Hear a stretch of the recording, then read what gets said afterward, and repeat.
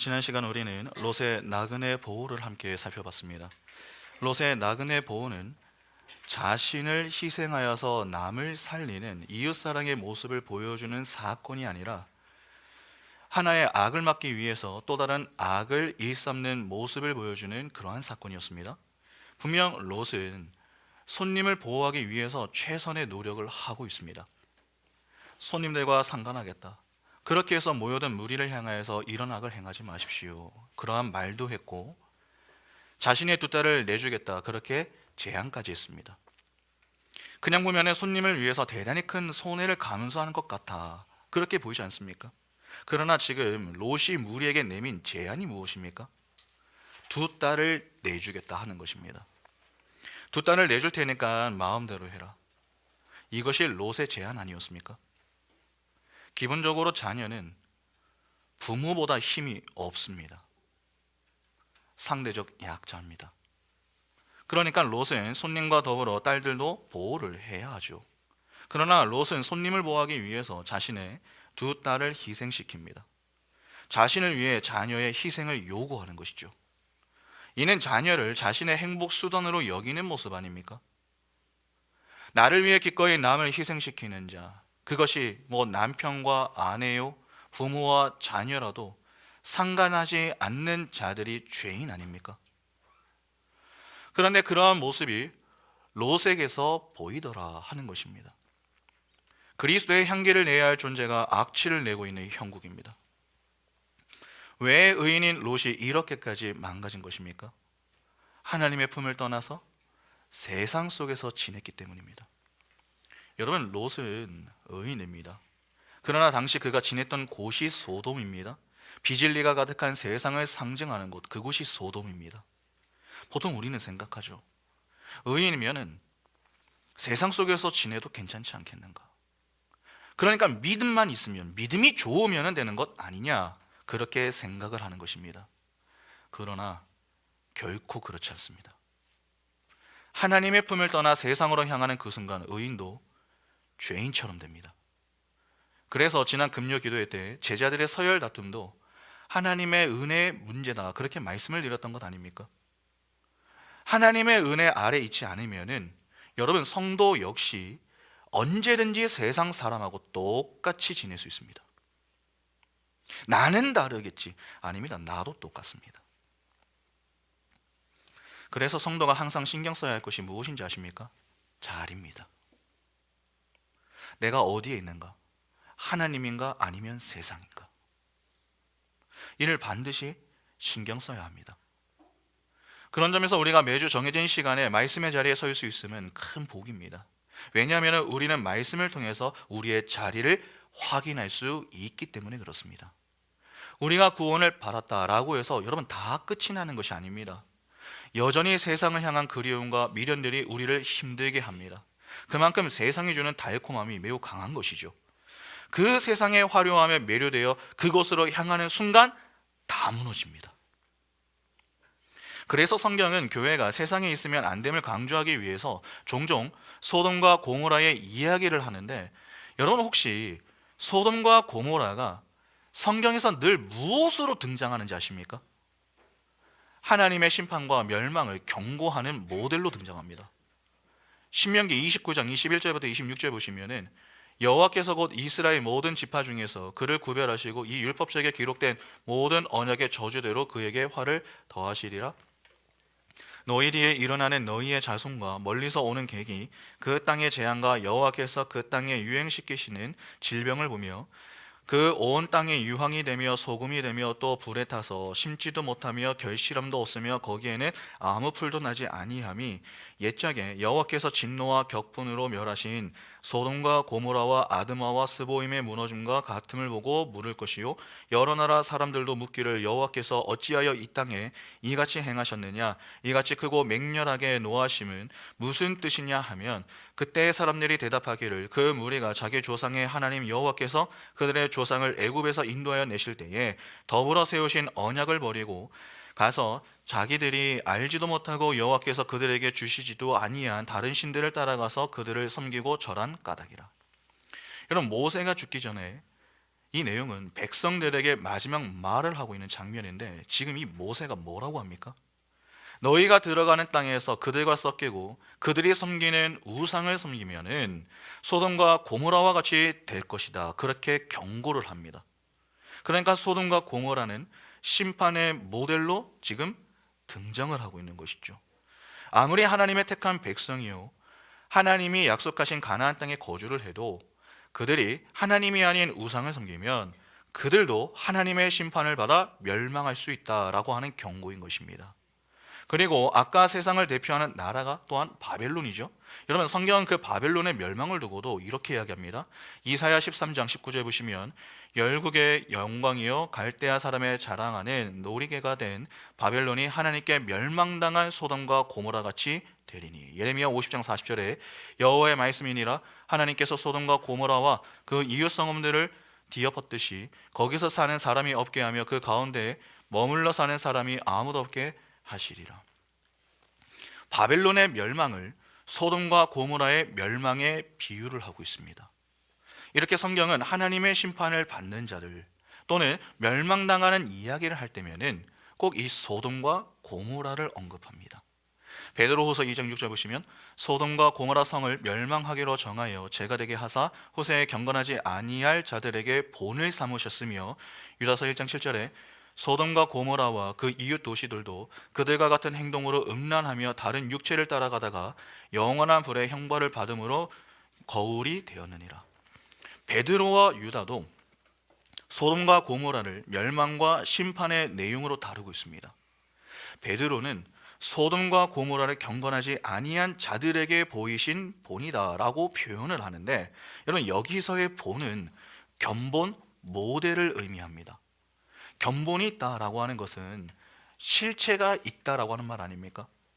그러니까 소돔과 고모라의 심판을 비롯하여서 그 멸망의 견주어 설명되는 바벨론이나 이스라엘의 멸망은 어떤 실체를 담고 있는 경고의 메시지가 되는 것입니다. 하나님은 노아의 홍수 심판 이후에 다시는 이 세상을 물로 심판하지 않겠다라고 약속을 하시면서 무지개 언약을 세우셨습니다.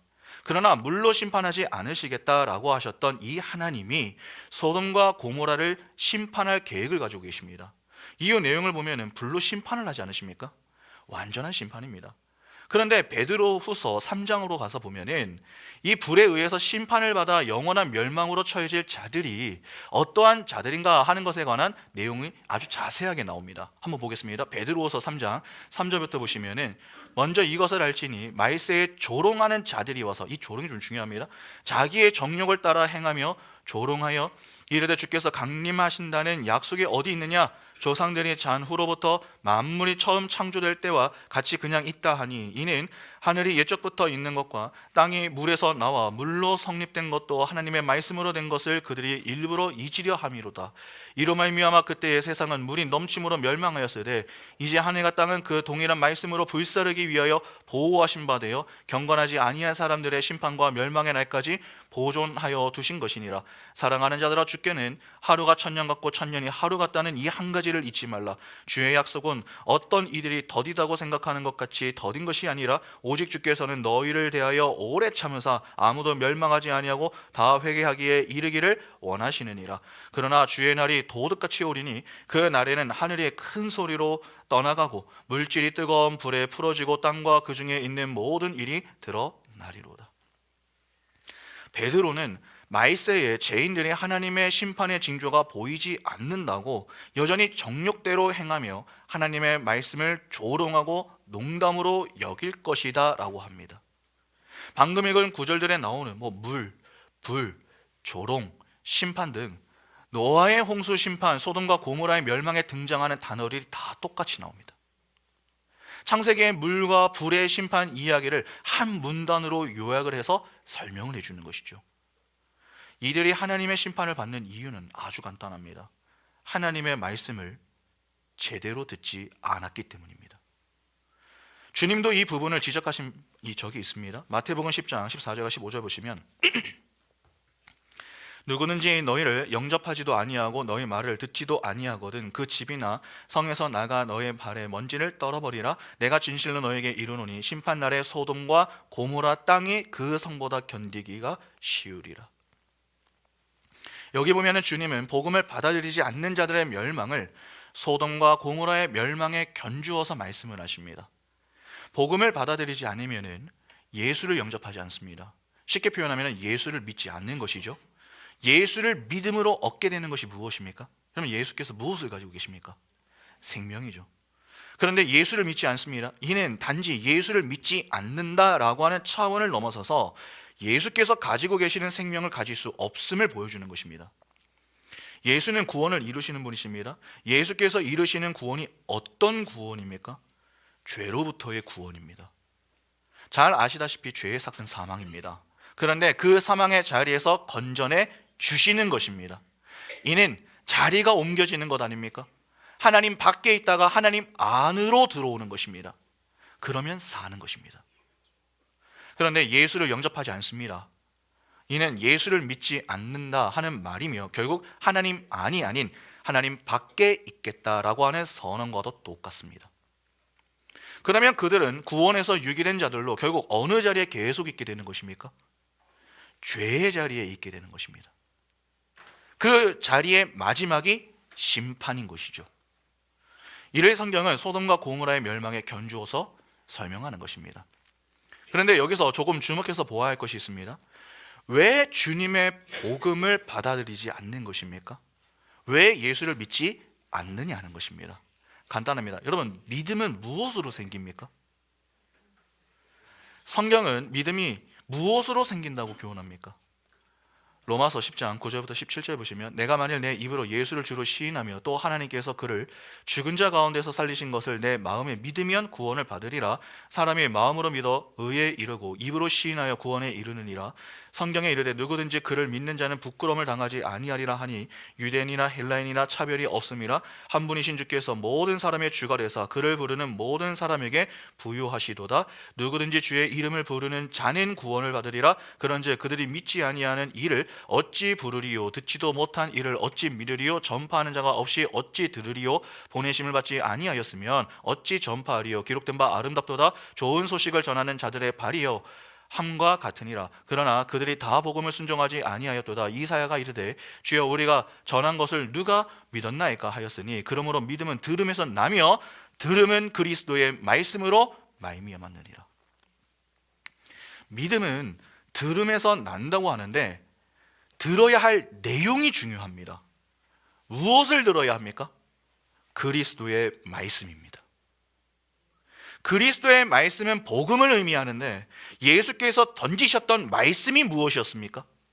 마가복음 1장 14절과 15절 보시면 요한이 잡힌 후 예수께서 갈릴리에 오셔서 하나님의 복음을 전파하여 이르시되 때가 찼고 하나님의 나라가 가까이 왔으니 회개하고 복음을 믿으라 하시더라. 회개하라, 천국이 가까이 왔느니라. 바로 이것이었습니다. 여기 보면은 회개를 하고 복음을 믿으라 라고 했습니다. 회개라고 하는 것은 다른 마음으로 보는 것을 의미합니다. 죄로 타락한 죄인들이 끝까지 지키고 싶어하는 것이 자존심입니다. 그 자존심이란 하나님의 도움 없이도 내가 충분히 행복할 수 있다라고 하는 것을 증명해 보이는 것입니다. 이를 조금 다르게 표현하면 나는 죄인이 아닙니다. 이것을 입증해내는 것입니다. 죄로 타락한 죄인들이 모여 사는 곳이 세상입니다. 세상 속에서 죄인들이 서로 합의를 합니다. 이렇게 사는 것이 착하고 선한 거야? 이렇게 사는 것이 도덕적이고 윤리적인 거야? 그렇게 선행체계와 지식체계를 만들어서 서로 자화자찬을 하면서 지내는 것입니다. 그래서 죄인들끼리 모여 있을 때에는 모릅니다. 왜냐하면 똑같은 자들끼리 모여있기 때문에 서로 조금 다르다 그렇게 느낄 뿐 틀렸다 그렇게 생각하지는 않습니다. 어둠 속에 있으나 그들은 그들 스스로 어둠 속에 있다고 여기지 않았습니다. 빛에 속해 있다고 여겼습니다. 그들은 그들이 만들어낸 도덕, 윤리 등의 행위로도 충분히 선하게 살 수 있다 그렇게 믿었습니다. 그런데 세상 사람들만 이렇게 살았던 것이 아닙니다. 소위 종교를 가지고 있다라고 하는 자들, 하나님을 믿는다고 하는 자들조차 율법과 전통 등을 앞세워서 자기 자랑과 자기 과시를 하기 바빴습니다. 그러니까 우리는 너희와 달라. 우리는 하나님의 칭찬을 받은 자들이고 복을 받은 자들이야. 그렇게 여기며 지냈다 하는 것입니다. 행위를 강조하는 이들은 여러분 은혜를 거부합니다. 이미 내가 잘하고 있다 그렇게 생각하는 자들을 한번 보시기 바랍니다. 누가 그것은 부족하다라고 하는 정도가 아니라 틀렸다라고 말을 하면은, 그래서 자신을 부정한다면 어떻게 반응하겠습니까? 아, 그렇구나, 내가 겸손히 배워야 되겠다, 그렇게 반응합니까? 아닙니다. 당신이 뭔데 나한테 이렇다 저렇다 그렇게 이야기를 하냐고 발끈하고 화를 냅니다.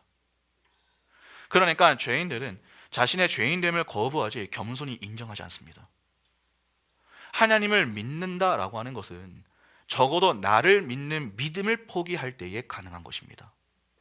그런데 내가 내 문제를 해결할 수 있다 그렇게 여기는 자들, 스스로를 죄인이다 그렇게 여기지 않는다면은 그런 자들이 어떻게 하나님을 믿습니까? 아무리 그것이 아니라고 이야기를 해도 죄인들은 깨닫지 못합니다. 아니, 받아들일 생각이 없습니다. 빛이신 예수께서 오셨습니다. 어둠 가운데 오셔서 어둠을 물리치시며 너희가 빛이 아니라 사실은 어둠이다 그렇게 말씀하시며 그들의 실체를 폭로해 내시자 어둠이 어떻게 했습니까? 겸손히 물러가며 빛을 영접하는 것이 아니라 그들이 가지고 있는 그 세상 힘으로 그 빛을 덮어버리려고 했습니다. 그것이 예수를 십자가에 죽이는 사건으로 나타났던 것 아닙니까? 예수가 아무리 회개하고 복음을 믿으라고 해도 세상은 이를 거부했습니다. 예수가 바리새인들을 향해서 했었던 이 독설이 무엇이었습니까? 독사의 새끼들아, 너희 아비는 마귀다. 바로 이 말 아니었습니까? 어떠십니까? 누가 우리에게 찾아와가지고 야, 이 마귀 새끼야 그렇게 이야기를 한다면 그 앞에서 어떻게 반응하시겠습니까? 아, 그렇습니다. 제가 그 유명한 마귀 새끼입니다. 그래서 제게는 하나님의 은혜가 필요합니다. 그렇게 거룩하게 반응할 사람이 과연 몇 명이나 되겠습니까? 오히려 자신에게 모욕감을 준 그 대상을 원수로 여기지 않겠습니까? 유대인들이 예수를 그렇게 여기며 제거의 대상으로 삼았던 것입니다. 그래서 예수의 말을 듣지 않습니다. 말을 듣지 않기 때문에 믿음이 없습니다. 믿음이 없기 때문에 영접하지 않습니다. 영접하지 않기 때문에 그들에게는 생명이 없습니다. 그래서 그들의 마지막이 비참합니다. 그것이 바로 멸망과 심판 아닙니까? 그렇게 율법을 앞세워 하나님께 칭찬받을 것이라 자부심을 가지고 살았던 자들의 최후를 생각해 보시기 바랍니다. 하나님이 그런 그들을 향해서 뭐라고 평가하십니까? 하나님은 단지 외면하는 정도가 아니었습니다. 불법을 행하는 자들아, 그렇게 평가하시며 떠나가라, 그렇게 말씀하셨습니다. 그러니까 그동안 그들이 그렇게 열심히 지켰던 법, 달리 표현하면 그들의 수고는 다 헛된 수고였던 것입니다. 왜 헛된 수고인 것입니까? 예수의 말을 듣지 않았기 때문입니다. 우리는 자꾸 율법만 열심히 지키면 되겠지, 뭐 오늘날로 표현하면 큐티하고 기도하고 헌금에 봉사 몇 번 하면 되겠지, 그렇게 생각을 합니다. 그러나 정말 그렇습니까? 아닙니다. 우리 마음대로 순종하는 것은 하나님께 인정받지 못합니다. 하나님의 말씀을 듣고 그에 부합하게 반응하여 순종을 할 때 하나님이 인정하고 기뻐하시는 것입니다. 그러니까 순종을 하더라도 하나님의 말씀을 바르게 듣고 순종을 해야지, 제대로 듣지 않고 흉내만 내는 그러한 순종은 오히려 하나님의 칭찬이 아니라 책망과 화를 부를 수 있다라고 하는 사실을 기억하셔야 됩니다. 바리새인들을 생각해 보시기 바랍니다. 그들은 예수의 말을 듣지 않았습니다. 요한이 회개의 세례를 선포할 때에 그들은 목이 고다 있었습니다. 그래서 그들은 회개의 세례를 거부하지 않았습니까? 누가복음 7장 29절과 30절을 보시면은 모든 백성과 세리들은 이미 요한의 세례를 받은지라 이 말씀을 듣고 하나님을 의롭다 하되 바리새인과 율법 교사들은 그의 세례를 받지 아니하므로 그들 자신을 위한 하나님의 무엇을 저버립니까? 뜻을 저버리니라. 요한의 회개 세례를 거부한 그들이 예수의 회개의 선포를 듣겠습니까? 듣지 않습니다. 그러면 그들은 예수의 말을 어떻게 들었겠습니까? 농담으로 들었다 하는 말이 되는 것입니다. 그러니까 사실 소돔과 고모라의 사람들이나 하나님을 믿는다고 하지만 예수의 말을 듣지 않고 율법만 앞세워 예수를 대적했던 바리새인과 서기관들은 다 똑같은 것입니다. 그러면 여기서 분명한 사실은 무엇입니까? 은혜에서 멀어져 행위를 중시하는 자들은 모두 어떠합니까? 하나님의 말씀을 농담으로 여깁니다. 쉽게 말해서 하나님의 경고를 진지하게 듣지 않는다는 것입니다. 롯이 자신의 집에 모인 사람들에게 악을 행하지 말라고 했습니다. 비록 롯이 소돔과 고모라 속에서 지내며 그 역시 그곳 사람들과 별반 차이는 없습니다. 그러나 그럼에도 불구하고 성경은 그를 의인이라고 한다는 점이 중요합니다. 그러면 지금 누가 누구를 향해서 이야기를 하는 모습입니까? 의인이 죄인들에게 이야기를 하는 그림입니다. 그러니까 의인이 죄인들에게 악을 행하지 말라, 그렇게 이야기를 하는 것이죠. 악인이 내놓는 것이 악 아닙니까? 그런데 악인들에게 악을 내놓지 말라, 그렇게 이야기를 하니까 악인들의 반응이 어떻습니까? 그 말로 자신들의 실체를 폭로하는 롯을 해하려고 합니다. 오늘 본문 한번 보시기 바랍니다. 창세기 19장 9절부터 14절 보시면, 그들이 이르되 너는 물러가라. 또 이르되 이자가 들어와서 거류하면서 우리의 법관이 되려 하는도다. 이제 우리가 그들보다 너를 더 해하리라 하고 롯을 밀치며 가까이 가서 그 문을 부수려고 하는지라. 그 사람들이 손을 내밀어 롯을 집으로 끌어들이고 문을 닫고 문 밖에 무리를 대소를 막론하고 그 눈을 어둡게 하니 그들이 문을 찾느라고 헤매었더라. 그 사람들이 롯에게 이르되 이외에 내게 속한 자가 또 있느냐? 내 사위나 자녀나 성중에 내게 속한 자들을 다 성 밖으로 이끌어내라. 그들에 대한 부르짖음이 여호와 앞에 크므로 여호와께서 이곳을 멸하시려고 우리를 보내셨나니 우리가 멸하리라. 롯이 나가서 그 딸들과 결혼할 사위들에게 말하여 이르기를 여호와께서 이 성을 멸하실 터이니 너희는 일어나 이곳에서 떠나라 하되 그의 사위들은 농담으로 여겼더라. 여기 구절을 보면 사람들이 뭐라고 하죠? 이제 우리가 그들보다 너를 더 해하리라. 처음에 사람들이 모인 이유는 롯이 데리고 온 나그네들을 상관하기 위해서였습니다. 그러나 롯이 이를 막아서서 그것은 악이다, 그렇게 이야기를 하면서 제지를 하니까 롯을 어떻게 하려고 합니까? 해하려고 합니다. 그러면 사람들은 롯의 말을 어떻게 들은 것입니까? 기분 나쁘게 들은 것이죠. 농담으로 듣는 것을 넘어서서 그 말을 듣고 그들의 마음이 강팍해진 것입니다. 우리가 악을 행하여 우리의 즐거움과 행복을 얻겠다는데 왜 방해를 하느냐 하는 것입니다. 이에 자신들의 행복에 디딤돌이 아닌 걸림돌이 되는 그 롯까지도, 그들이 인정하여 장로까지 세운 자까지도 제거를 하려고 나서는 것입니다. 이것이 바로 죄인의 모습입니다. 죄인은 다른 것은 다 참습니다. 그러나 자기 자존심을 건드리는 것은 참지 못합니다. 이는 인간만 그런 것이 아니라 하나님이라도 똑같습니다. 예수께서 오셔서 누구의 손에 죽임을 당하셨습니까? 동족의 손에 죽임을 당하셨습니다. 동족이면은 오히려 좀 보호를 해주고 아껴줘야 하는 것 아닙니까? 그러나 유대인들은 예수를 원수로 여기며 예수 대신 바라바를 택했습니다. 그리고 예수를 십자가에 달아 죽여버리죠. 왜 예수를 죽였습니까? 그들의 자존심을 건드리는 정도가 아니라 아예 깨버렸기 때문입니다. 그동안 그들은 율법과 전통을 지키며 나름 선민의식과 유대 우월주의를 가지고 지냈습니다. 또 그들은 메시아를 기다렸습니다. 그러니까 그들은 다른 이들보다 더 나은 삶을 살고 있다라고 하는 자부심을 가지고 지냈던 것입니다. 그런데 예수라는 자가 와가지고 그렇게 열심히 살고 있는 자신들을 부정하며 자꾸 회개를 하라, 회개하라, 그렇게 말을 하며 그것이 죄라고 이야기를 하며 자신을 믿으라고 합니다. 예수는 그들을 살리기 위한 외침으로 악을 행하지 말라고 했던 것입니다. 그러나 사람들은 그 말을 어떻게 들었던 것입니까? 잔소리로 들었던 것이죠. 그래서 예수를 잡아 죽였던 것입니다. 예수의 말에 겸손히 자신들의 삶을 돌아보면서 인정하고 회개하는 자리로 향했던 것이 아닙니다. 오히려 반대로 예수께서 선포하시는 말씀을 들으면 들을수록 마음이 더 완악해졌습니다. 그 강팍해진 마음이 모이고 모여 예수를 십자가에 죽이는 사건으로 나타나게 되었던 것이죠. 사람의 마음이 강팍해지면은 사람을 죽이려고 하는 자리로 향하게 됩니다. 지금 창세기 1차 수신자가 광야 생활을 하고 있는 이스라엘입니다. 이스라엘이 출애굽할 당시를 한번 좀 생각을 해보시기 바랍니다. 여러분, 그들이 어떻게 해서 애굽에서 나오게 됐습니까? 모세의 인도를 받아 나왔죠. 모세가 하나님의 부름을 받아 애굽에 왔을 때 열재앙이 내려졌습니다. 이는 바로가 하나님의 경고를 무시한 결과였습니다.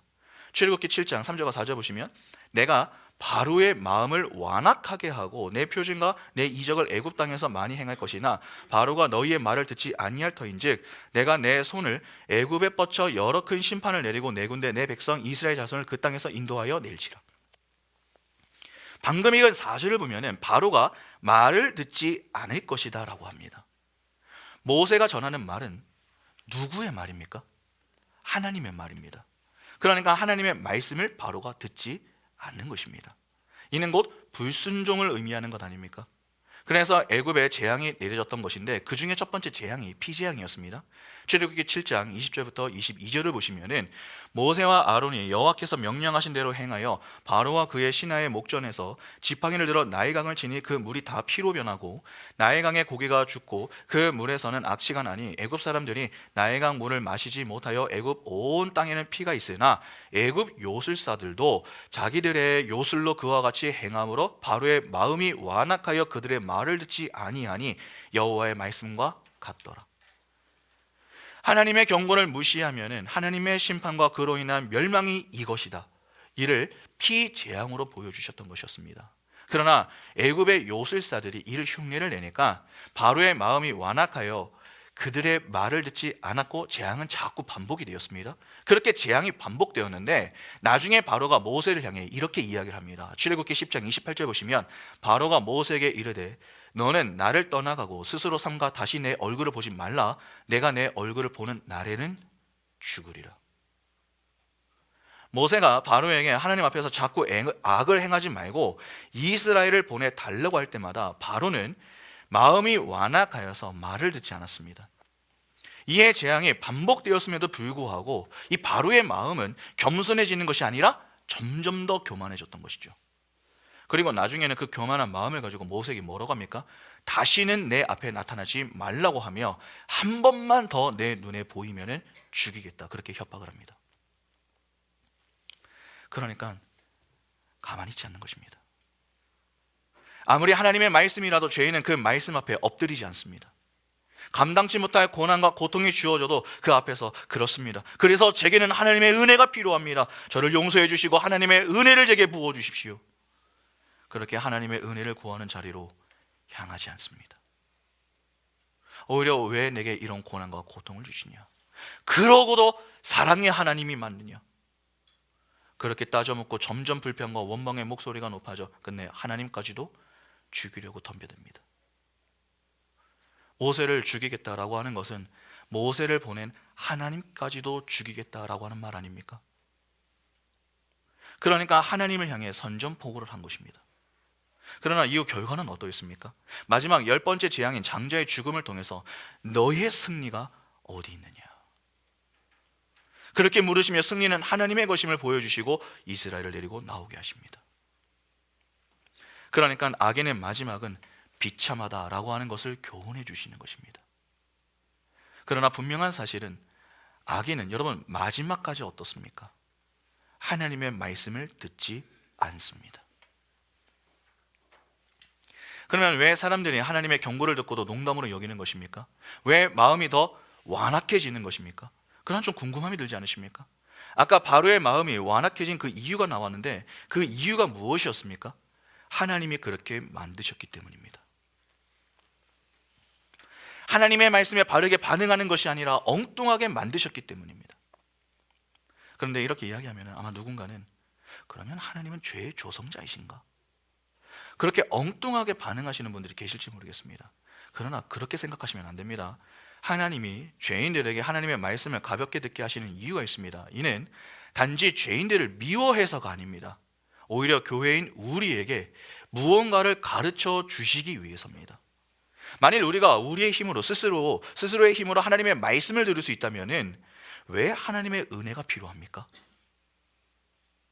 그러나 하나님의 말씀은 우리 스스로의 노력과 정성 등의 행위로 들을 수 있는 것이 아닙니다. 오직 하나님의 은혜로만 들을 수 있는 것입니다. 더욱이 하나님의 말씀 속에 무엇이 숨겨져 있습니까? 하나님의 비밀이 숨겨져 있죠. 그 비밀은 하나님의 택한 백성인 교회에게만 알려지는 것 아닙니까? 누가복음 8장 10절에 이르시되 하나님의 나라의 비밀을 아는 것이 너희에게는 허락되었으나 다른 사람에게는 비유로 하나니 이는 그들로 보아도 보지 못하고 들어도 깨닫지 못하게 하려 함이라. 교회에게만 하나님의 비밀이 알려진다라고 하는 것은 교회가 아닌 다른 이들에게는 비밀로 간직된다라고 하는 말 아닙니까? 그러니까 교회가 아닌 다른 자들에게는 하나님의 말씀은 들리지 않습니다. 하나님의 비밀이 무엇입니까?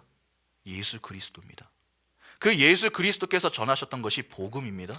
아까 예수께서 전하셨던 그 복음이 무엇이었습니까? 회개하라 천국이 가까이 왔다는 것이었습니다. 그러니까 너를 믿지 말고 하나님을 믿어 생명을 누리라 하는 것이죠. 하나님의 비밀이 오직 교회에게만 주어진 것입니다. 은혜로 주어진 것입니다. 하나님의 비밀이 오늘날에는 말씀으로 전해집니다. 그러면 성도는 하나님의 은혜로 말씀을 통해 무엇을 깨닫게 되는 것입니까? 예수 그리스도를 깨닫게 되는 것입니다. 그렇게 예수 그리스도를 깨달아 예수를 믿어 예수께서 주시는 생명을 누리는 자리로 향하게 되는 것이죠. 그 생명의 자리에 선 성도들은 어떻게 살겠습니까? 말씀을 농담으로 듣지 않습니다. 오히려 말씀을 진지하게 듣습니다. 예수 그리스도의 말씀을 들음으로 믿음이 생긴다고 했습니다. 그래서 말씀을 듣고 또 들으며 우리의 믿음을 날로 성장하고 성숙해 하시는 그 예수 그리스도만을 소망하게 되는 것입니다. 히브리서 12장 2절에 믿음의 주여 또 온전케 하시는 이인 예수를 바라보자. 그는 그 앞에 있는 기쁨을 위하여 십자가를 참으사 부끄러움을 개의치 아니하시더니 하나님 보좌 우편에 앉으셨느니라. 이렇게 성도는 예수만 소망하는 자리로 향합니다. 예수만 소망하는 것입니다. 그러면 누구는 소망하면 안 됩니까? 나는 소망하면 안 됩니다. 그래서 하나님이 믿음의 성숙과 성장을 위하여서 그 과정 속에서 자꾸 우리를 자기 부인과 자기 십자가를 지도록 인생의 고난과 고통을 만나게 하시는 것입니다. 그리고 말씀을 통해 우리가 진정으로 붙들어야 할 것은 하나님 한 분밖에 없음을 깨닫게 하시며 우리는 불가능한데 그런 불가능한 우리를 붙들고 끝까지 완성의 자리까지 포기하지 않고 끝까지 인도해 가시는 그 하나님의 열심과 그 은혜에 감격하고 감사하게 되는 것이죠. 그래서 말씀을 들을 때마다 알곡들은 애통하지만 동시에 위로를 받으며 그 은혜에 감격하고 말씀 이후 찬양을 부를 때마다 기쁨에 눈물이 나기도 하고 감사하는 마음으로 최선을 다해 찬양하게 되는 것입니다. 그런데 그렇지 않은 자들은 어떠하겠습니까? 여러분 사실 교회 안에는 알곡들만 있는 게 아니죠. 알곡과 가라지들도 있습니다. 그러면 그 가라지들도 알곡들과 함께 하나님의 말씀을 듣는 것 아닙니까? 알곡은 말씀을 통해서 하나님의 비밀, 즉 그 속에 함유된 진리를 깨닫습니다. 예수 그리스도를 깨닫는 것입니다. 예수 그리스도는 하나님이십니다. 하나님은 사랑이십니다. 그러니까 말씀을 통해서 사랑을 깨닫는 것입니다.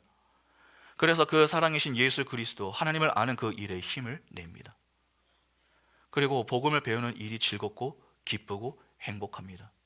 그러나 그렇지 않은 자들은 말씀을 듣는 것이 너무나도 지루하고 힘이 듭니다.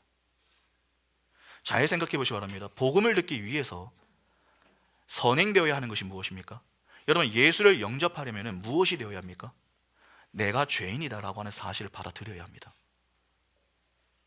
내가 죄인이 아니라고 부정하는 사람들에게 죄로부터 구원하실 예수 그리스도, 다시 말해서 영적 메시아가 왜 필요합니까?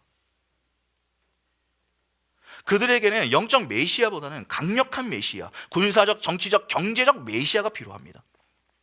이 땅에서 나를 행복하게 만들어줄 수 있는 메시아, 건강하게 도와줄 수 있는 메시아, 성공하게 도와줄 수 있는 메시아, 돈 많이 벌게 도와줄 수 있는 그러한 메시아가 필요한 것입니다. 그래서 복음에는 별로 관심이 없습니다. 이는 결국 하나님께 관심이 없다는 말입니다. 복음 그 외에 다른 것들에 관심이 있습니다. 이들은 그동안 자신들이 쌓아온 업적이 중요합니다. 부정당하는 것을 너무나도 힘들어하고 싫어합니다. 겸손히 하나님 앞에 엎드려 하나님의 은혜를 구하라 라고 하면 내가 그래도 이렇게 살아왔는데 어떻게 나를 향해 저렇게 이야기를 하냐고, 그렇게 불편함을 숨기지 못하는 것이죠. 그러다가 우리의 행위를 동원하여 예수를 믿으면 잘 살 수 있다, 그러한 이야기 또는 이 땅에 재미난 이야기들이 나오면 흥미롭게 듣는 그러한 모습을 보입니다. 가짜들의 전형적인 특징입니다. 그래서 가라지들은 말씀을 들어도 말씀을 모릅니다. 말씀에 대해서는 아는데 말씀을 모르기 때문에 믿음도 엉뚱합니다. 그런 자들은 자꾸 설교 시간에 평가자가 되려고 합니다. 말씀을 듣는 것이 아니라 말씀을 평가하려고 하는 것이죠. 여러분, 모르는 사람들은요, 아무것도 모르기 때문에 그냥 수용합니다. 다 받아들이는 것이죠. 그러나 꼭 조금 배웠다, 그렇게 여기는 사람들은 평가를 하려고 합니다. 어리석은 것입니다. 말씀을 평가할 수 있습니까? 알면 얼마나 안다고 섣부르게 평가를 하려고 시도합니까? 말씀을 겸손히 듣는 자가 아니라 평가하는 자가 되려고 하니까 내 마음에 들지 않으면 거부하는 것 아닙니까? 그런 자들이 말씀을 들을수록 겸손해지는 것이 아니라 교만해지는 것입니다. 그래서 나중에 어떻게 되는지 아십니까? 아예 말씀을 안 듣습니다. 그럼 주부에 그냥 낙서하는 거죠. 그림 그리고. 내가 안다고 생각하고 듣지를 않습니다. 그러면 그런 자들은 결국 하나님의 말씀 앞에서 어떻게 반응하겠습니까? 하나님의 경고가 주어져도 소돔과 고모라 사람들과 같이 농담으로 여깁니다.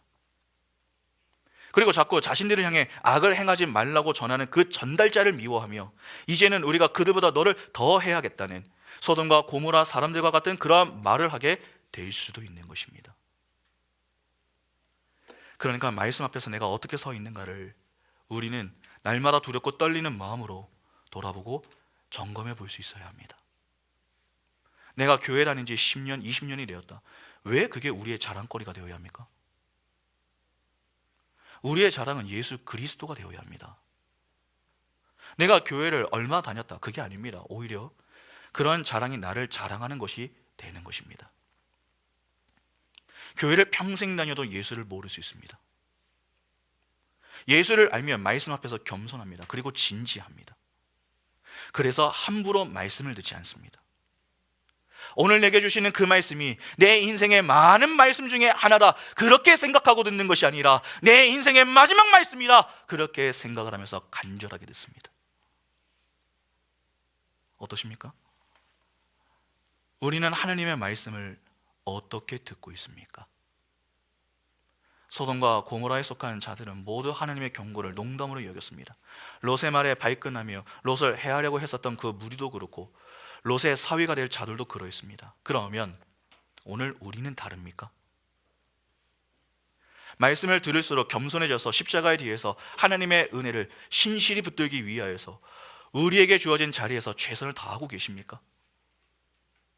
아니면 점점 교만해져서 한번 해봐라, 오늘은 어떻게 설교하나 한번 들어보자, 그런 완악한 마음을 가지고 하나님의 말씀을 평가하려고 하는 평가자로 서 계십니까? 베드로는 그의 서신서에서 소돔과 고모라의 이야기를 인용하여 그 사실이 농담처럼 여겨지지 않고 정말 믿어지는 자들이 어떻게 사는지 정확하게 기록을 해놓았습니다. 베드로후서 3장 11절부터 14절을 보시면 이 모든 것이 이렇게 풀어지리니 너희가 어떠한 사람이 되어야 마땅하냐?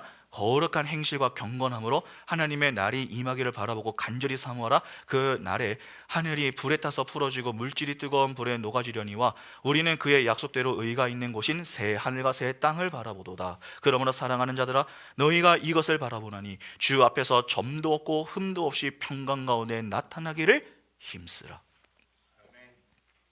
우리가 하나님의 경고의 말씀을 농담으로 듣지 않는다면 우리는 거룩한 행실과 경건함으로 주 앞에서 점도 없고 흠도 없이 평강 가운데 나타나기를 힘쓰며 살 것입니다. 근데 그것이 아니라면 우리도 하나님의 말씀을 농담으로 여기며 사는 자들이 틀림없습니다. 여기서 다시 한번 확인할 수 있는 문제이지만 여러분, 말만 있는 신앙은 가짜입니다. 삶이 뒷받침되지 않는 신앙은 잘못된 신앙입니다. 하나님의 경고를 진지하게 들으면 거룩한 행실은 반드시 나옵니다. 이를 잘 보여주는 대표적인 사건이 하나 있죠. 요나 3장 3절부터 10절을 보시면 요나가 하나님의 말씀대로 일어나서 니느웨로 가니라. 니느웨는 사흘 동안 걸을 만큼 하나님 앞에 큰 성읍이더라. 요나가 그 성읍에 들어가서 하루 동안 다니며 외쳐 이르되 40일이 지나면 니느웨가 무너지리라 하였더니 니느웨 사람들이 하나님을 믿고 금식을 선포하고 높고 낮은 자를 막론하고 굵은 베옷을 입은지라. 그 일이 니느웨 왕에게 들림에 왕이 보좌에서 일어나 왕복을 벗고 굵은 베옷을 입고 제 위에 앉으니라. 왕과 그의 대신들이 조서를 내려 니느웨에 선포하여 이르되 사람이나 짐승이나 소떼나 양떼나 아무것도 입에 대지 말지니 곧 먹지도 말 것이요 물도 마시지 말 것이며 사람이든지 짐승이든지 다 굵은 베옷을 입을 것이요 힘써 하나님께 부르짖을 것이며 각기 악한 길과 손으로 행한 강포에서 떠날 것이라. 하나님이 뜻을 돌이키시고 그 진노를 그치사 우리가 멸망하지 않게 하시리라. 그렇지 않을 줄을 누가 알겠느냐 한지라. 하나님이 그들이 행한 것 곧 그 악한 길에서 돌이켜 떠난 것을 보시고 하나님이 뜻을 돌이키사 그들에게 내리리라고 말씀하신 재앙을 내리지 아니하시니라. 여기 보면 하나님이 요나를 통해서 니느웨에 하나님의 심판을 경고하게 하셨습니다. 그러자 그곳에 왕부터 짐승들까지 굵은 베옷을 입고 아무것도 먹지 않으며 하나님께 부르짖었다라고 하죠. 일부 사람들이 회개했던 게 아닙니다. 왕의 명령에 따라서 모든 백성과 짐승들까지 다 회개에 동참했습니다. 굵은 베옷까지 입게 했습니다. 하나님 앞에서 철저하게 회개하는 모습을 보인 것입니다. 놀라운 것은 니느웨는 하나님을 섬기는 곳이 아닙니다. 우상을 섬기던 곳입니다. 그런데 요나의 말을 듣고 회개를 했던 것이죠. 더욱이 요나가 사흘 동안 걸을 만큼 큰 성읍인데 그가 하루 동안만 다니면서 외쳤다고 했습니다. 그러니까 하루 동안 선포된 그 회개의 선포를 듣고서 왕부터 모든 이들이 다 회개에 동참을 했던 것입니다. 이에 하나님이 악한 길에서 떠난 그 모습을 보시고 하나님이 그분의 뜻을 돌이키셨다라고 하죠. 이를 두고 가끔 어떤 분들은 하나님의 변덕이다 그렇게 오해할지 모르겠지만 하나님은 그분의 뜻을 인간의 행위로 보고 바꾸시는 분이 아닙니다. 그러면 이는 무슨 말입니까? 하나님이 뜻을 돌이키셨다라고 하는 것은 단지 니느웨를 심판하지 않겠다는 것이 아닙니다. 요나서하고 짝을 이루는 책이 무엇입니까? 나훔입니다. 여러분 그 나훔서를 보게 되면 하나님은 니느웨를 심판하시기 때문에 이를 그렇게 보기란 좀 어렵습니다. 이는 니느웨를 통해서 하나님의 택한 백성이 교회에게 주고자 하는 어떤 교훈이 있는 것입니다. 본래라면은 하나님의 말씀을 들어야 하는 쪽은 어디입니까? 니느웨 쪽이 아니라 이스라엘입니다. 그래서 당시 북이스라엘 여로보암 때 아닙니까? 여로보암 2세 그때 하나님의 말씀을 들었어야 했는데 그들은 다 농담으로 여겼습니다. 그래서 그들은 회개를 하지 않았던 것이죠. 그런데 하나님의 말씀을 농담으로 들어야 할 니느웨 사람들이 농담이 아니라 진심으로 듣고 회개를 하는데 적당한 회개가 아닙니다. 철저한 회개였습니다. 그 회개를 통해 하나님이 내리기로 하셨던 그 심판을 잠시 보류하시는 그런 사건이 일어난 것입니다. 이는 하나님의 은혜를 입고도 하나님의 말씀을 농담으로 들으며 회개치 않는 이스라엘을 향한 하나님의 책망이 니느웨 회개 운동과 그로 인한 심판을 면하는 사건으로 보여주신 것이지 니느웨로 하나님이 사랑해서 심판하시려 하다가 심판하지 않으셨다 그걸 보여주는 사건이 아닙니다. 그러니까 오해하시면 안 됩니다. 하나님의 관심은 하나님의 백성에게 있습니다. 그 백성인 이스라엘이 말로만 신앙생활을 할 뿐 삶이 무너져 있었습니다. 그래서 니느웨를 통해 자극을 좀 받으라고 보여주셨던 것입니다. 하나님의 말씀을 진지하게 들으면 여러분 절대로 가볍게 움직일 수 없습니다. 그들은 왕부터 짐승까지 굵은 베옷을 입고 아무것도 먹지 않았습니다. 거룩에 신경을 썼던 것입니다. 그러니까 하나님의 말씀을 진지하게 들으면 반드시 무엇이 동반되게 되는 것입니까? 경건하게 살기 위한 삶이 동반되게 되는 것입니다. 이것을 보여주시는 것이죠. 이해가 되십니까? 그런데 말로는 하나님을 믿는다라고 하는데 삶은 거룩하지가 않습니다. 그것은 거짓말이라는 것입니다. 세상은 곧 하나님의 심판이 임하여 헌 하늘과 헌 땅이 물러가고 새 하늘과 새 땅이 올 것이다 라고 하는 하나님의 경고를 진지하게 듣지 않습니다. 세상은 그냥 농담으로 여깁니다. 멸망한 바벨론에서 나와 회개하고 예수를 믿어 영생을 얻으라는 성경의 경고를 비웃기라도 하듯이 세상은 여전히 자신들의 힘과 지혜를 가지고 견고한 바벨성을 쌓고 있습니다. 여러분 지금도 그렇지 않습니까? 하나님은 바로 그렇게 그 자리에서 함께 있는 택한 백성들을 향해서 간절하게 외치시는 것이죠. 요한계시록 18장 4절에 또 내가 들으니 하늘로부터 다른 음성이 나서 이르되 내 백성아 거기서 나와 그의 죄에 참여하지 말고 그가 받을 재앙들을 받지 말라. 이 외침을 진지하게 듣지 못하면은 다 죽는 것입니다. 세상은 하나님의 이 간절한 외침을 농담으로 여기며 무시해 버립니다. 그런데 이상한 것은 하나님을 믿는다라고 하는 자들 중에서도 세상 사람들과 같이 하나님의 경고를 가볍게 여기는 이들이 적지 않다는 사실입니다. 최후의 심판과 새 하늘과 새 땅에 대한 분명한 믿음이 있는 사람은 결국 심판받아 사라질 이 땅에서 빨리 빠져나오라는 그 하나님의 외침을 들을 때에 깜짝 놀라며 그곳에서 어떻게든 나오기 위해서 애쓰는 모습을 보입니다. 그러나 여전히 이 땅에 영원할 것 같다 그렇게 여기며 자기의 생명과 정욕을 따라 하나님의 약속을 무시하며 살고 있다면, 그래서 예배를 가벼운 마음으로 나오고 형식과 습관만 가득하다면은 그들을 어떻게 성도라고 할 수 있습니까? 그렇게 보기는 어려운 것입니다. 아브라함을 보시기 바랍니다. 여러분, 그가 나그네를 대접한 이후에 하나님의 비밀을 듣게 되었습니다. 그 비밀을 듣고 난 이후에 그는 자신의 원수였던 롯과 그가 거주하고 있는 소돔과 고모를 향하여서 중보기도를 했습니다.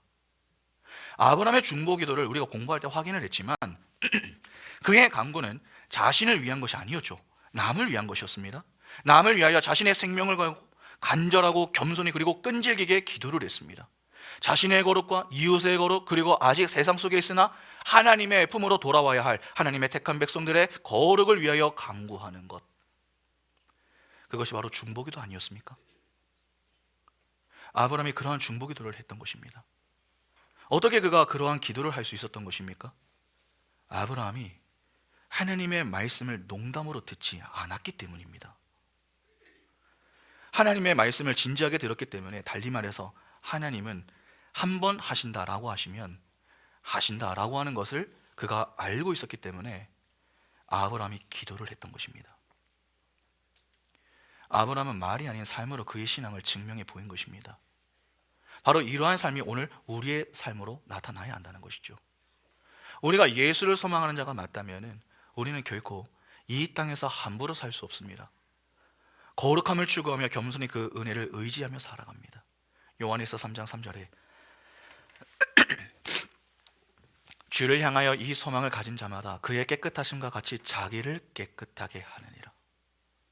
정말 소망을 가진 자들은 이 땅이 소돔과 고모라처럼 하나님의 심판의 불에 의해서 완전히 멸망할 것을 알기 때문에 이 땅에 힘을 쌓는 허황된 삶에서 나와 자신을 깨끗이 하는 삶을 살기 위해서 최선을 다하게 됩니다. 그런데 이렇게 설교하면은, 그러면 우리는 이 세상에서 대충 살아도 되는가? 그런 생각이 좀 들 수 있겠죠. 그러나 지금 그런 말을 하는 게 아닙니다. 가끔 어떤 분들은 우리가 살고 있는 이 세상은 소돔과 고모라처럼 불타버릴 것이기 때문에 별로 가치가 없다, 그러니까 이제는 우리가 그냥 모여가지고 기도하면서 살아야 한다, 그렇게 이야기를 하는 경우가 있는데 절대로 그렇지 않습니다. 그것은 헬라의 이원론적인 사고에서 기인한 것입니다. 우리는 천국을 공간적 이원론으로 이해를 하면 안 됩니다. 성경은 하나님의 나라가 이미 이 땅에 들어와 있다, 그렇게 이야기를 합니다. 그러니까 이 땅에서부터 우리는 천국을 사는 자들이 되는 것입니다. 예수께서 부활의 몸으로 이 땅에서 40일 동안 지내신 것, 그리고 변화산에서 모세와 엘리야와 예수가 변화된 천국의 몸을 보이지 않았습니까? 이는 이 땅에 이미 천국이 들어와 있음을 상징적으로 보여준 것입니다. 그러면 천국은 지금 세상과 연속성으로 연결이 되는 곳이며 불연속성으로 단절이 되는 곳임에 틀림이 없습니다. 때문에 우리는 이 세상과 세상의 모든 문명과 문화는 다 악하다, 그래서 결국 다 불타버릴 것이다, 그렇게 여기며 이 땅에서의 삶을 대충 막 살아서는 안 됩니다. 오히려 더 책임감을 가지고 최선을 다하면서 살아야 합니다. 여기서 우리가 고민해 볼 수 있는 문제가 바로 성속 이원론에 관한 문제입니다. 여러분, 성속 이원론이라는 말 들어보셨죠? 성속 이원론이 무엇입니까? 카톨릭에서 이야기하는 것인데, 이를 쉽게 표현하면 이런 것입니다. 교회에서는 거룩하게 지내고 밖에서는 거룩하지 않게 지내는 것입니다. 그러니까 장소를 구분하여서 어디에서는 거룩하게 지내고 어디서는 거룩하지 않게 지내는 것이죠. 사실 오늘날 이 한국 교회도 이 문제가 심각하지 않습니까? 예배당 안에서는요, 모두가 환하게 웃고 있습니다. 여기 정색하고 계신 분들 계신가요? 아니면 욕과 비속어로 대화를 하는 분들이 계신가요? 전부 천사와 같은 얼굴로 앉아있고 말만 하면 웃고 상냥하고 따뜻하고 예쁜 용어들을 사용합니다. 그러니까 여기 다 천사들만 앉아 있는 것이죠. 그런데 예배당을 나서는 그 순간 어떻게 됩니까? 마음에 들지 않는 어떤 문제가 생기면 예배당 안에서는 괜찮아요, 그럴 수도 있죠, 그렇게 웃던 이들이 얼굴에서 레이저가 나갈 기세입니다. 그리고 표현도 거칠고 편하게 말한다고 말을 좀 함부로 하는 분들이 있습니다. 그래서 어린 자녀들은 부모와 교회를 함께 다니다가 보면은 아이가 혼란을 느낍니다. 전에 사역하던 교회에서 한 친구가 주일 오후에 엄마에게 좀 용돈을 달라고 했습니다. 친구들하고 놀고 들어가겠다, 그렇게 좀 떼를 썼던 모양입니다. 그런데 주일에 지금 무슨 말을 하냐고, 교회에 있어야지 뭘 친구들하고 노냐고 그렇게 크게 혼을 내다가 본당에 사람들이 들어오기 시작을 하니까 사람들에게 환하게 웃으며 인사를 하는 그 모습을 보고는 그 친구가 나가면서 제게 이런 말을 했습니다. 목사님은 우리 엄마의 진짜 모습을 몰라요. 저건 엄마의 진짜 모습이 아니에요. 그렇게 한숨을 푹 쉬며 쓸쓸하게, 돈을 못 받았으니까 쓸쓸하게 본당에서 나가는 모습을 본 적이 있습니다. 정말 짧은 한마디지만 참으로 좀 고민해볼 문제 아닙니까? 지금 이 말을 하는 이유가 있습니다. 요즘 여러분 썬데이 크리스천들이 늘고 있지 않습니까? 주일에만 성도로 지내는 것입니다. 이는 주중에는 성도가 아닌 상태로 지낸다는 말 아닙니까? 그러면 제가 질문을 좀 던져보겠습니다. 우리는 주일에만 예배자입니까? 이렇게 얘기하면 아무도 아니라고 하시네요. 우리가 왜 주일에 모여 예배를 합니까? 결국 주일 예배 회복을 통해 주중에서도 예배자로 살기 위해서 아닙니까? 그런데 왜 주일에만 성도로 지냅니까? 주중에도 내가 속한 그 어디에서도 예배자로 지내야 하는 것 아닙니까? 성속 이원론과 같은 이 문제 때문에 가정이 파괴되고 결국 사회도 파괴되고 있는 것 아닙니까? 주일에만 열심히 예배당에 나가서 예배하면 돼. 여러분, 주일만 열심히 내면 돼. 그 사고 정말 무서운 것입니다. 그리고 대단히 위험한 것입니다. 잘 보시기 바랍니다. 14절을 보면 롯이 그 딸들과 결혼한 사위들에게 하나님의 심판을 이야기하며 빨리 우리가 이곳을 나가야 한다, 그렇게 재촉했습니다. 그러자 사위들이 이를 농담으로 여겼다고 하죠. 아니, 장차 장이 될 사람의 이 말을 사위가 될 사람들이 가볍게 들을 수 있는 것입니까? 어떻게 이렇게 농담으로 들을 수 있습니까? 간단합니다. 평소 롯이 하던 말과 너무나도 다른 말을 지금 하고 있기 때문입니다. 여기서 우리는 그 당시 롯이 어떻게 지냈는지 충분히 추측을 해볼 수 있는 것이죠. 롯은 의인이지만 의인의 삶을 살았던 자는 아닙니다. 다시 말해서 거룩을 위해 힘쓰며 지내지 않았다는 것입니다. 그는 믿음의 원리가 아니라 힘의 원리를 추구하며 지냈습니다. 쾌락을 즐기던 자였습니다. 소돔은 그가 택하여 거주했던 곳입니다. 그것이 좋아서 들어왔는데 어떻게 그 땅에 대해서 악평을 할 수 있습니까? 또 어떻게 그곳 사람들에게 쉽게 하나님의 심판을 전할 수 있겠습니까?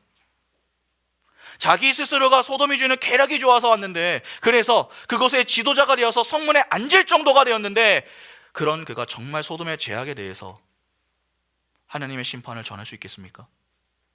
없습니다. 소돔 사람들 편에서 볼 때 너나 우리나 뭐가 다르냐? 그렇게 코웃음 치는 것은 어쩌면 당연한 것입니다. 곧 사회가 될 자들의 반응은 전혀 이상하지가 않습니다. 소돔의 심판과 멸망에 대한 롯의 말은 여러분 권위가 없습니다. 사위들이 볼 때 롯의 말은 평소와는 너무나도 달랐습니다. 평소에는 세상적이고 세속적이었는데 갑자기 하나님의 심판을 이야기하고 있는 것입니다. 여기서 잘 먹고 잘 살면 된다, 그렇게 이야기를 하던 그 롯이 뜬금없이 여기서 우리가 벗어나야 한다, 그렇게 이야기를 하니까 얼마나 황당하겠습니까? 만일에 롯이 평소 소돔의 죄악에 대해서 지적을 하면서 신앙을 지키기 위한 고군분투하는 모습이 있었다면 사위들은 그런 롯의 모습을 보고 롯의 말을 진지하게 받아들였을 가능성이 높습니다. 사위들이 롯의 말을 수용할 것인가? 그것은 다른 문제입니다. 다음 문제죠. 그것은 그들의 몫입니다. 그러나 수용을 떠나서 롯의 사위들은 아예 롯의 말을 듣지 않았습니다. 롯은 하나님의 백성입니다. 때문에 그는 거룩함을 추구하는 인생을 살아야 했습니다. 또한 자녀들에게 무엇을 가르쳐야 했습니까? 창세기 18장 19절 보시면 내가 그로 그 자식과 건속에게 명하여 여호와의 도를 지켜 의와 공도를 행하게 하려고 그를 택하였나니 이는 나 여호와가 아브라함에게 대하여 말한 일을 이루려 함이니라. 여호와의 도를 지키며 의와 공도를 가르쳐야 했습니다. 그러니까 하나님을 믿으며 사는 삶이 무엇인지 말씀을 가르쳐야 했다는 것입니다.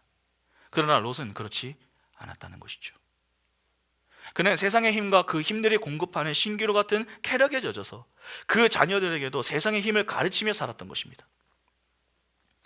그가 그렇게 세상의 힘을 추구하며 지냈기 때문에 하나님과의 교제도 원만하지가 않았습니다.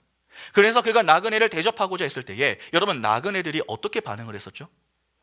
아브라함 때와는 다르게 롯의 집에 가지 않으려고 했습니다. 어떻게 하나님의 백성이라고 하는 자가 저렇게 하나님의 심판을 받을 곳에서 떵떵거리며 살 수 있느냐는 것입니다. 우리는 우리에게 주어진 시간 동안 이 세상 속에서 살아야 합니다. 그러나 그렇다고 해서 우리 안에 세상의 거처를 삼고 살도록 만들어서는 안 됩니다. 롯 안에는 하나님이 아닌 지금 소돔이 들어와 있습니다. 그 소돔의 쾌락이 롯을 장악하고 있었던 것입니다. 성도가 세상의 힘을 추구하고 그 맛을 보기 시작하면은 여러분, 그때부터 올바른 신앙생활을 하기란 매우 쉽지 않습니다. 젊은 사람들을 비롯해서 우리 이 직장인들 중에 신앙인들이 있는데, 여러분, 신앙인들의 고충이 무엇입니까? 술 문제 아닙니까? 회식 자리에 술이 빠지지 않기 때문에 늘 난감한 것입니다. 나는 신앙을 가지고 있기 때문에 마시지 않겠다, 그렇게 다짐을 하면서도 꼭 우리의 속을 뒤집는 그런 빌런들이 있습니다. 나도 교회에 다니고 나도 집사야, 한 잔 정도는 괜찮잖아. 사회생활을 하면 술도 할 줄 알아야 한다고 그렇게 속삭이는 마귀들이 꼭 있습니다. 이거 그들이 마귀입니다. 그때 어떻게 해야 됩니까? 분위기를 깨면 안 되니까 술 한 잔 정도 함께 마시면 되지 않을까? 그러면 죄송하지만 그 한 잔이 곧 두 잔이 되고 세 잔이 됩니다. 술 한 잔이 문제가 아닙니다. 그 술을 마시는 모습 그 하나가 계속해서 쌓여서 나중에 정말 신앙의 이야기를 해야 할 때에 힘을 발휘하지 못한다 하는 게 문제가 되는 것입니다. 또한 그렇게 믿지 않는 자들과 술잔을 기울이는 자들이 올바른 신앙생활을 할 수 있겠습니까? 혹시라도 가능하지 않을까? 그렇게 생각하고 계시는 분들이 계시다면 그 생각 빨리 지우시기 바랍니다. 절대로 올바른 신앙생활 할 수 없습니다. 여러분, 예배가 망가지면 내 삶의 거룩은 자연스럽게 무너집니다. 그러면 그 무너지면 곧바로 가정의 무너짐으로 이어지게 됩니다. 정말 가정의 주 안에서 평안하기를 원하십니까? 그러면 예배부터 회복하셔야 됩니다. 죄송하지만 예배 한번 포기하고 돈 조금 더 벌어보겠다, 그 사고가 가정의 평안을 가져다 주는 것이 아니라 가정의 멸망을 가져올 수 있음을 기억하셔야 됩니다. 분명 세상의 힘을 무시할 수는 없습니다. 그러나 그 세상의 힘에서 성도는 좀 자유해질 필요가 있습니다. 그런 실력이 생기기 전에 세상에서의 성공에 매진하여 성공을 얻으면 그 성공 때문에 우리는 예수를 더 바르고 신실하게 믿는 것이 아니라 반대로 그 성공 때문에 예수를 떠날 수도 있습니다. 그 사실을 기억하셔야 됩니다. 여러분, 세상에서 성공할 수 있다면 꼭 성공하시기 바랍니다. 저도 좀 성공 많이 하셨으면 좋겠습니다. 그러나 그 전에 신앙인으로서 실력을 키우고 성공하시기 바랍니다. 그것이 성경의 가르침입니다. 사람이 자신의 인격과 사람됨 이전에 세상의 성공과 힘을 추구하게 되면 그들은 하나님이 명하신 삶을 살아낼 수 없습니다. 세상에서 성공하고 하나님을 잘 믿겠다가 아닙니다. 하나님을 잘 믿고 세상에서 성공하겠다가 되어야 합니다. 꼭 기억하시기 바랍니다. 우리는 예배당에서만 예배하는 자들이 아닙니다. 어디서든지 예배자로 살아야 할 자들입니다. 그리고 가끔 예배도 크고 작은 예배가 있다, 그렇게 생각하는 경향이 있는데 이건 잘못된 생각입니다. 어떤 이들은 대예배라고 하는 말을 사용하는데, 아니 뭐 그러면 중예배, 소예배가 있습니까? 오전에 하는 이 예배는 크고 오후에 하는 청소년, 이 어린이 청소년 예배는 작습니까? 예배가 뭔지 모르는 것입니다. 정말 우리 가정이 회복되기를 바란다면 먼저 자신 스스로가 예배를 회복해야 합니다. 내가 예배를 회복하지 않은 상태에서 다른 것을 한다? 아무것도 안 됩니다. 내가 예배를 회복하고 그리고 내가 속한 가장 작은 단위인 가정의 예배를 회복하도록 해야 하는 것입니다. 같은 말씀을 들었다면 같은 말씀 안에서 받은 은혜를 나눌 수 있어야 합니다. 평소 신앙적인 대화를 잘 하지 않으십니까? 그러면 나중에 결정적인 순간에 자녀들에게 신앙적인 조언을 할 때 그들은 그것을 농담으로 여길 가능성이 매우 높습니다. 우리가 전에 기독교 세계라는 책을 함께 읽으면서 문화에 대해서도 공부를 했지만, 예외 회복에서부터 가정의 회복이 일어나고 그 가운데 건강한 기독교적인 문화가 형성이 되는 것입니다. 그 문화 속에서 자라는 자녀들이 세상 속에서도 바른 예배자로 살아갈 수 있는 것입니다. 자꾸 소돔과 고모라의 가르침으로 자녀들을 대하지 마시기 바랍니다. 부모가 먼저 본을 보이지 않는데 자녀가 무엇을 합니까? 부모 입에서 신앙적인 말보다 세상적인 말이 더 많습니까? 그러면 부모는 반성해야 됩니다. 살아도 주를 위해서 살고 죽어도 주를 위해서 죽어야 할 자들입니다. 하나님이 우리 자녀들에게 가르치라 그렇게 교훈하셨던 것이 무엇이었습니까? 우리가 먼저 하나님의 도를 지켜서 자녀들에게 의와 공도를 행하게 하는 것 아닙니까? 말씀을 가르치는 것입니다. 우리 가정은 어떻습니까? 우리 집안이 기독교 몇 대째 집안이다, 이런 전통을 가지고 있다, 아버지가 목사다, 아버지가 장로다, 어머니가 권사다, 그것이 자녀의 신앙과 무슨 관련이 있습니까? 부모가 목사고 장로인데 집에서 단 한 번이라도 가정 예배를 하지 않는다면, 인생의 여러 문제를 마주하고 철학적인 질문을 던질 때마다 신앙적인 대답으로 삶을 믿음으로 살아갈 수 있도록 가이드해 주지 않는다면 자녀들을 망치는 것입니다.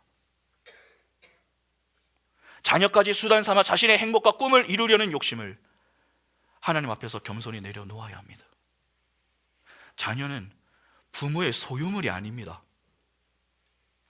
하나님의 것입니다. 하나님이 잠시 맡기신 것입니다. 그러면 부모가 자녀들에게 남겨주어야 할 것이 무엇입니까? 바로 신앙입니다. 하나님을 경외하며 사는 것, 그것을 남겨줄 수 있어야 합니다. 자녀들의 입술에서 우리 엄마 아빠는 다른 것은 몰라도 하나님을 경외하며 사는 그 일에는 진짜 진심이더라, 험악한 인생이지만 믿음을 지키며 끝까지 하나님을 따르는 그 부모의 신앙의 삶을 바라보며 자녀들의 입술에서 자연스럽게 이러한 말이 나올 수 있어야 하는 것입니다. 그래야 부모가 자녀들에게 하나님의 경고를 들려주고 복음을 전할 때에 자녀들이 농담, 즉 가볍게 듣는 것이 아니라 진지하고 무겁게 들을 수 있는 것입니다. 하나님은 지금도 우리를 향해서 간절하게 외치고 계십니다. 내 백성아, 그 자리에서 나오라. 그 간절한 외침이 생생하게 들려 하나님의 외침에 민감하게 반응하여 하나님의 말씀 안에서 예배를 회복하고 바른 예배자로 살아갈 수 있는 은총이 있기를 바랍니다. 그래야 내가 속한 가정이 말씀 안에서 회복되고 함께 하나님의 말씀을 진지하게 듣고 반응함으로 세상 속 그리스도인으로 어디에서든지 하나님을 경외하고 바르게 예배하며 하나님께서 주신 사명을 감당하면서 하나님께만 영광 돌리는 복된 인생이 우리 모든 성도님들의 인생이 다 될 수 있기를 간절히 소망합니다. 함께 찬양하겠습니다.